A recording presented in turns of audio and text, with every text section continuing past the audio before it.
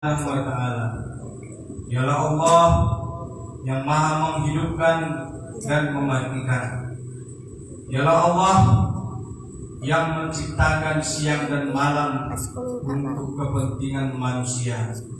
Dan semua ini adalah satu nikmat yang patut kita syukuri pada Allah Subhanahu wa ta'ala, dengan kita senantiasa bersama-sama dan bersungguh-sungguh, yaitu meningkatkan keimanan dan ketakwaan kita kepada Allah Subhanahu wa ta'ala dengan menjalankan segala apa yang diperintahkan oleh Allah dan meninggalkan segala apa yang dilarang oleh Allah Subhanahu wa ta'ala.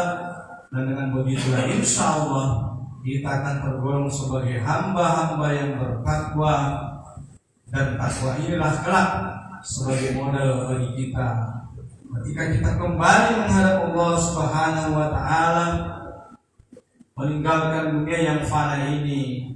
Dan mudah-mudahan seluruh jamaah Jumat yang dirahmati Allah Subhanahu wa ta'ala yang hadir di masjid ini tergolong kelak sebagai hamba-hamba yang bertakwa di hadapan Allah Subhanahu wa ta'ala.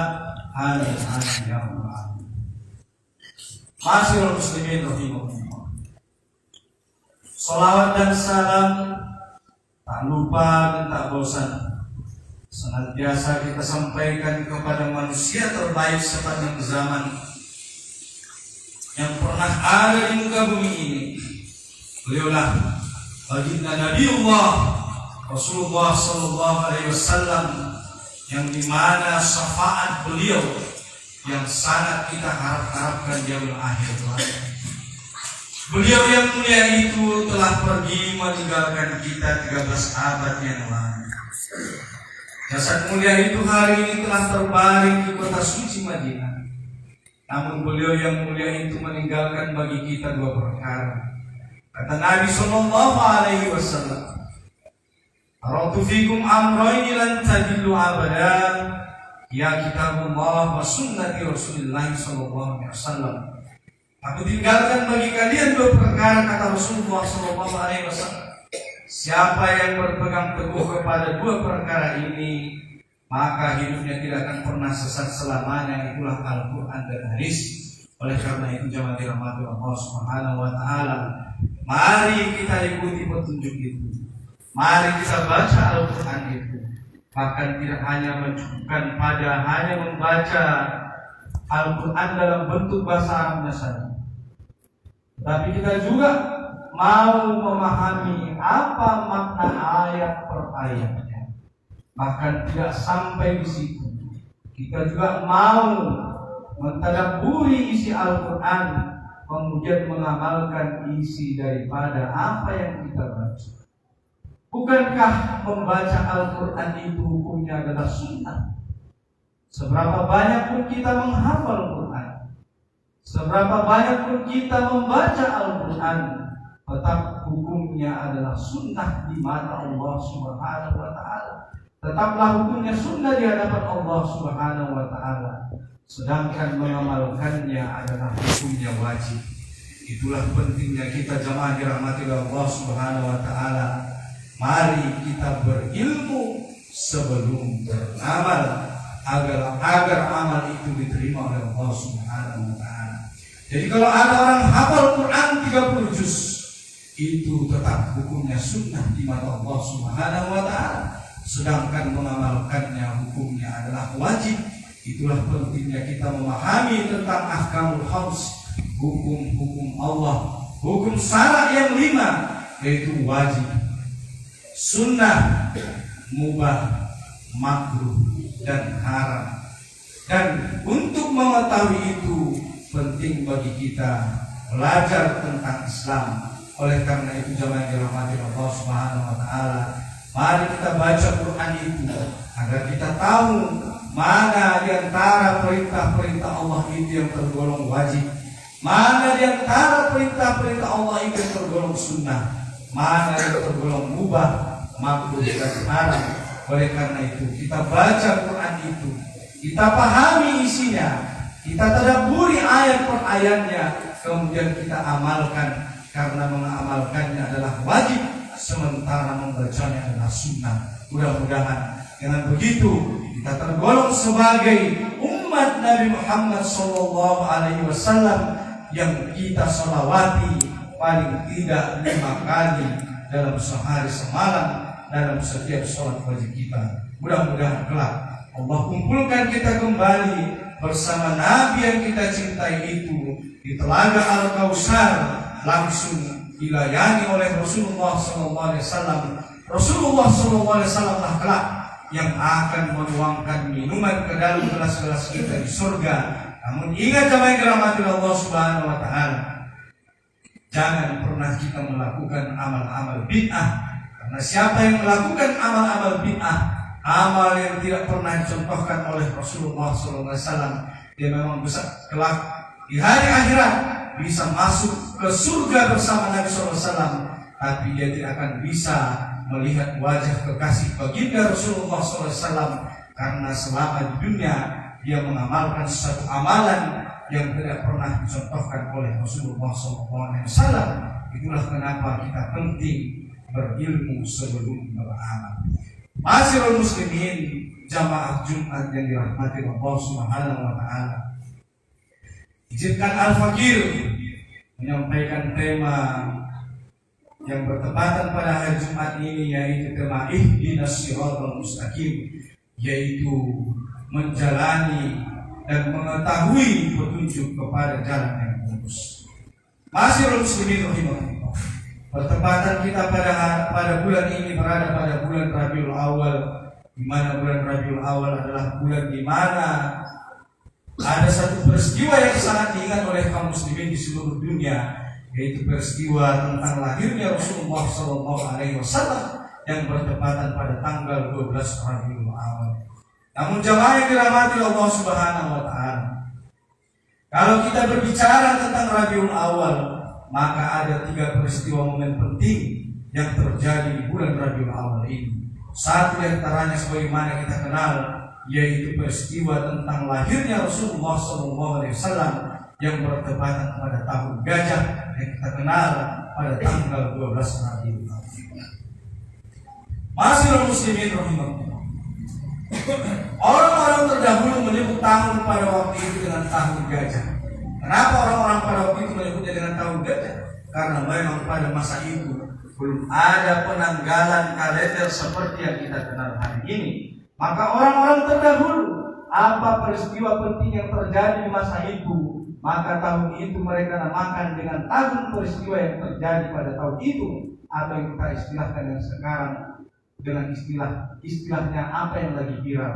Pada tahun itu yang terjadi dan yang paling viral adalah terjadinya datangnya sekelompok pasukan bergajah yang ingin menghancurkan Ka'bah. Maka itulah kenapa tahun kelahiran Nabi dinamakan dengan tahun gajah.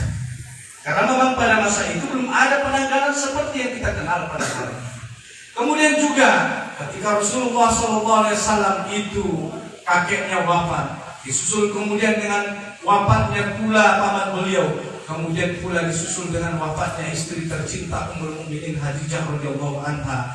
Maka kaum muslimin mereka pada waktu itu, maka kaum umat pada waktu itu, mereka mengatakan tahun itu dengan tahun Amul Husni, yaitu tahun duka cita. Kenapa? Karena Rasulullah SAW mengalami rentetan peristiwa yang sangat luar biasa, sehingga tahun itu juga dikenal dengan namanya Amul Husni, yaitu tahun duka cita. Begitulah berlangsung tahun demi tahun sampai terjadinya peristiwa yang kita kenal hari ini dengan peristiwa kelahiran dari baginda Rasulullah SAW yang bertepatan dengan tanggal 12 Rabiul Awal menurut sebagian ahli riwayat dalam sejarah mereka.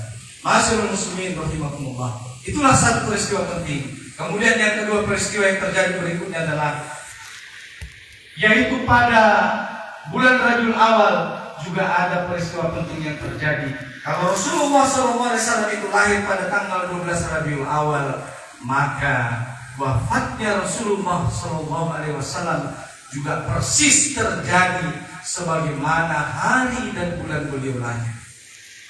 Kalau Rasulullah SAW lahir pada tanggal 12 Rabiul Awal, maka Rasulullah SAW juga wafat pada tanggal 12 Rabiul Awal sebagaimana tanggal dan bulan Rasulullah SAW lahir, maka seperti itu juga Rasulullah SAW wafat. Rasulullah SAW juga wafat pada tanggal 12 Rabiul Awal agar kita mudah mengingat kapan Rasulullah SAW lahir 12 Rabiul Awal, kapan Rasulullah SAW wafat juga sama tanggal 12 Rabiul Awal, cuma tahunnya berbeda. Itulah dua peristiwa penting yang terjadi pada tanggal 12 Rabiul Awal. Kemudian peristiwa ketiga yang penting sebelum kita masuk kepada ihdinas siratal mustaqim, yaitu peristiwa di mana ketika wafatnya Rasulullah SAW, maka saat itu berdirilah kepemimpinan Islam yang dilanjutkan oleh para khulafaur Rasul.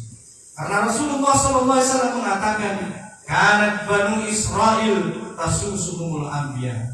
Dulu kata Nabi SAW, ketika Bani Israel, Nabi mereka wafat, maka akan digantikan dengan nabi-nabi yang lain. Setiap nabi itu telah meninggal dunia, maka Allah Subhanahu wa Ta'ala akan mengangkat nabi yang lain untuk mengurus umat-umat terdahulu. Maka kata Rasulullah SAW, fa innahu la nabiyya ba'di, maka setelah aku wafat, kata Rasulullah SAW, maka tidak ada nabi lagi setelahnya. Wasatakunu khulafa fataksur, kata Nabi, maka akan banyak para khalifah dan jumlah mereka banyak. Maka yang dirahmati Allah Subhanahu wa Ta'ala, hari ini kita melihat mungkin banyak hari ini orang yang mengaku nabi setelah Nabi Rasulullah SAW, maka mereka adalah berdusta, karena kata Nabi tidak ada lagi nabi setelah Nabi, yang ada adalah para khalifah. Masyiral muslimin rahimakumullah, setelah Rasulullah SAW wafat pada tanggal 12 Rabiul Awal pada hari Senin menjelang waktu duha, Rasulullah itu wafat menjelang waktu duha. Kemudian Rasulullah SAW dimakamkan pada hari Selasa menjelang tengah malam. Nabi SAW begitu wafat tidak langsung dimakamkan, padahal memakamkan jenazah hukumnya adalah wajib. Kemudian apa yang dilakukan oleh para sahabat khulafaur rasyidin tersebut? Mereka berkumpul menyibukkan diri. Apa yang mereka lakukan? Mereka berkumpul untuk mengangkat seorang pemimpin, siapa yang akan menggantikan, melanjutkan tugas memimpin kaum muslimin untuk menerapkan hukum syariat Islam dan menjalankan dakwah Islam ke seluruh dunia. Maka bermufakatlah para sahabat itu hingga terpilihlah seorang sahabat mulia, Abu Bakar Siddiq radhiyallahu anhu. Setelah Abu Bakar Siddiq radhiyallahu anhu terpilih untuk melanjutkan tugas kepemimpinan Islam, maka menjelang tengah malam di hari Selasa barulah jasad mulia itu dimakamkan. Di mana jasad mulia itu dimakamkan? Di kamar Aisyah radhiyallahu anha. Abu Bakar Siddiq radhiyallahu anhu pernah mengatakan, ketika ditanya, aku pernah mendengar Rasulullah SAW berkata bahwa nabi-nabi terdahulu, bahwa rasul-rasul terdahulu, mereka itu ketika wafat dimakamkan di mana mereka meninggal. Maka Rasulullah SAW yang mulia itu wafat di kamar Aisyah radhiyallahu anha, di pangkuan Ummul Mukminin, di pangkuan di pelukan Aisyah radhiyallahu anha. Dikatakan di dalam riwayat bahwa air liurnya Nabi itu bertemu dengan air liurnya Aisyah, dan Nabi wafat di pangkuan Aisyah radhiyallahu anha. Maka kisah wafatnya Rasulullah SAW adalah sebuah kisah yang sangat romantis, mengalahkan kisah cinta yang paling romantis mungkin yang pernah dikenal oleh jamaah, yang mana ada di film-film Korea. Tetapi kisah cinta Aisyah radhiyallahu anha Ummul Mukminin adalah begitu romantis. Rasulullah SAW yang mulai itu wafat di pangkuan Aisyah radhiyallahu anha, di dada dan di pelukan Aisyah radhiyallahu anha, dan Rasulullah SAW yang mulai itu dimakamkan di bawah tempat tidur Aisyah. Dan hari ini kita kenal masjid itu dengan nama Masjid Nabawi, dan di sanalah jasad mulia itu hari ini berada. Kalau kita berkesempatan umroh, maka bisa kita berkunjung ke makam Rasulullah SAW dengan mengatakan, Assalamu alayka ya Rasulullah, Assalamu alayka ya Habiballah. Di samping Rasulullah SAW yang mulia itu terbaring juga dua jasad mulia sahabat, mulia dari sahabat Rasulullah SAW, itulah Abu Bakar Siddiq dan juga jasad mulia Umar bin Khattab radhiyallahu anhu. Maka kalau jamaah pergi ibadah umrah atau haji ke Madinah, maka jangan lupa juga membacakan salam kepada sahabat mulia. Mereka khulafaur rasyidin, mereka adalah orang-orang yang dijaminkan surga oleh Allah Subhanahu wa taala. Padahal dulu mereka adalah orang-orang yang masih berada di dunia, tetapi Allah telah menjaminkan surga untuk mereka sebagaimana kita baca dalam kisah-kisah sahabat. Masyaallah muslimin rahimakumullah, sebagaimana tadi Khatib menyampaikan bahwa temanya adalah ihdinas siratal mustaqim, yaitu ya Allah, tunjukilah kami ke jalan yang lurus. Jamaah dirahmati Allah Subhanahu wa taala, tidak kurang dan tidak lebih dalam sehari semalam kita membacakan ihdinas siratal mustaqim 5 kali sehari dalam sholat wajib kita mengatakan ihdinas siratal mustaqim. Kita memohon, berdoa dan meminta kepada Allah Subhanahu wa taala dan mengatakan, ya Allah, berikanlah kami, tunjukilah kami ke jalan yang lurus. Itu minimal 5 kali sehari semalam kita memohon petunjuk kepada Allah Subhanahu wa taala. Bagaimana kalau ditambahkan dengan yang sunnah? Itu belum dengan yang sunnah. Kalau ditambahkan dengan yang sunnah, sholat sunnah duha, sholat sunnah rawatib, sholat sunnah tahiyatul masjid, sholat sunnah kubliyah subuh atau sholat sunnah fajar, dan ditambah sholat sunnah lainnya. Berapa kali kita sehari semalam memohon dan meminta petunjuk kepada Allah Subhanahu wa taala? Pertanyaannya adalah jamaah dirahmati Allah Subhanahu wa taala, di mana kita bisa mendapatkan petunjuk itu? Padahal dalam sehari semalam kita selalu memohon petunjuk kepada Allah Subhanahu wa taala dengan mengatakan ihdinas siratal mustaqim. Ya Allah, berilah kami petunjuk kepada jalan yang lurus. Di mana kita mendapatkan petunjuk kepada jalan yang lurus itu?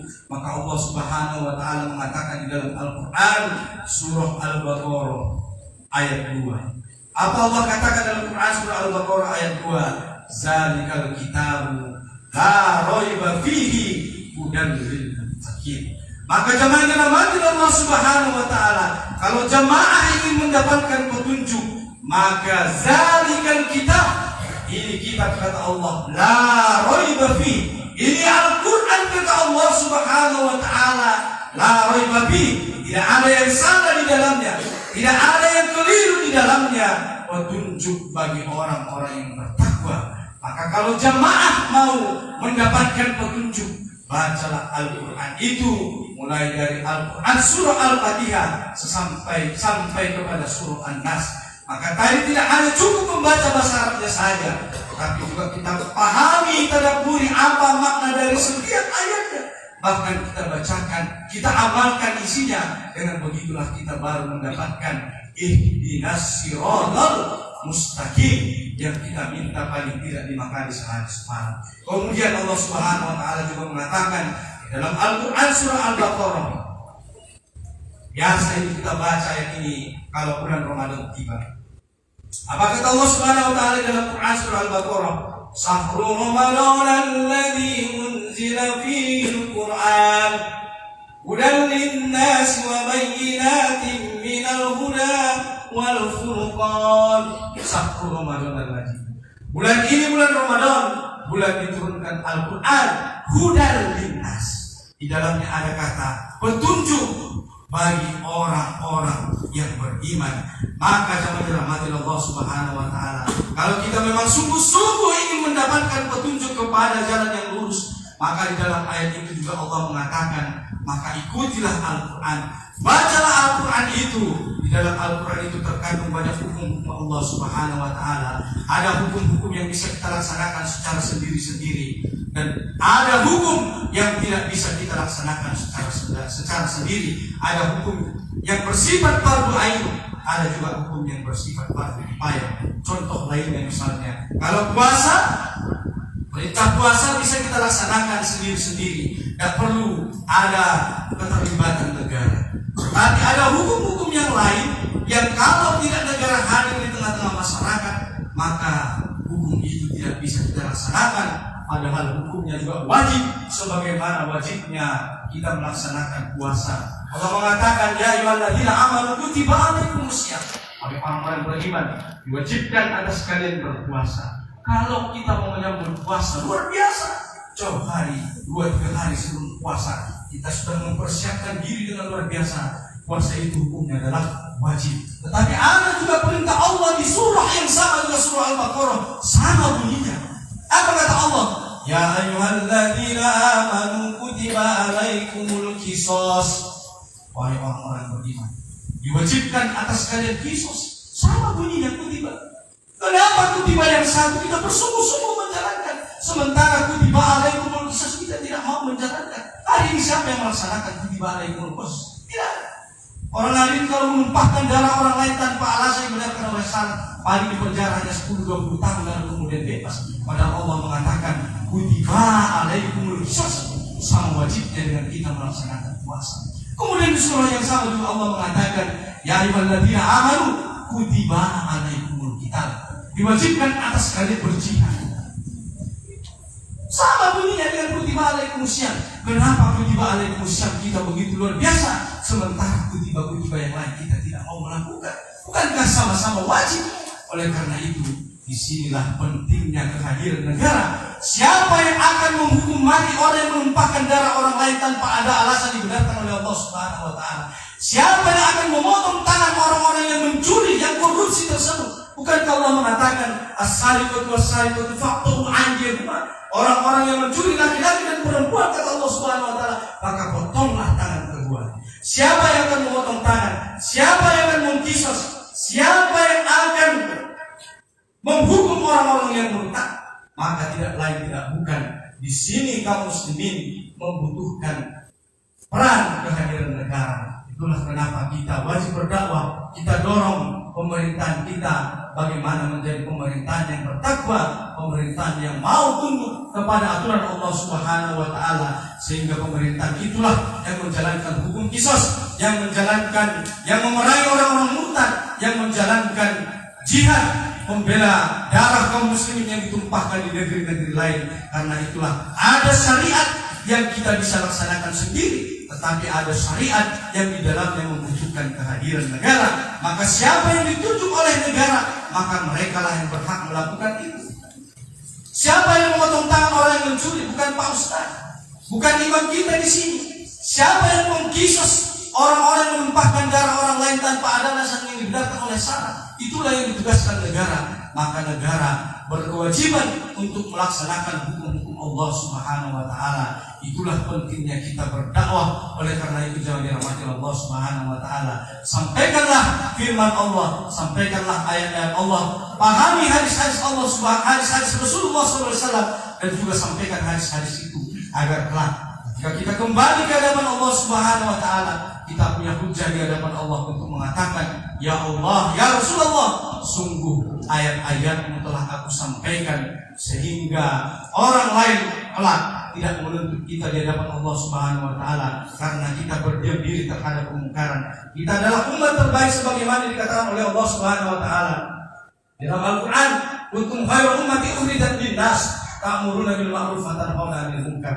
Kalian, kata Allah Subhanahu wa Ta'ala, kita umat Islam ini umat Islam ini adalah umat terbaik, yang kita akan menjadi umat terbaik kalau kita menyuruh kepada berbuat kebaikan dan mencegah kepada kemungkaran. Insya Allah di akhir zaman ini, sebagaimana Allah katakan di dalam Quran surah An-Nur ayat 55, umat Islam ini akan kembali berkuasa.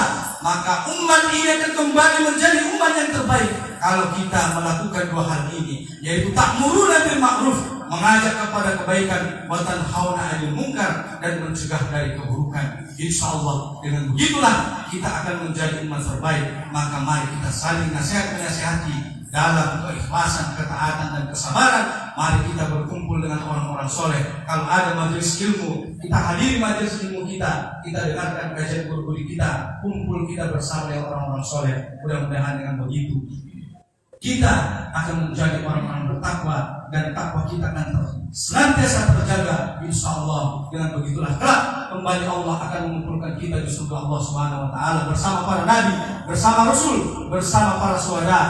siddiqin, wassolihin, dan keluarga anak keturunan yang kita cintai. Mudah-mudahan penyampaian dari Al-Fakir sekarang ini dapat bermanfaat bagi jamaah sekalian. Barakallahu li wa lakum fil Qur'anil Karim wa nafa'ani wa iyyakum bima fihi minal ayati wa dzikril hakim wa taqabbalallahu minna wa minkum tilawatahu innahu sami'un 'alim. Aqulu qawli hadza astaghfirullahaladzim innahu huwal ghafurur rahim. Allah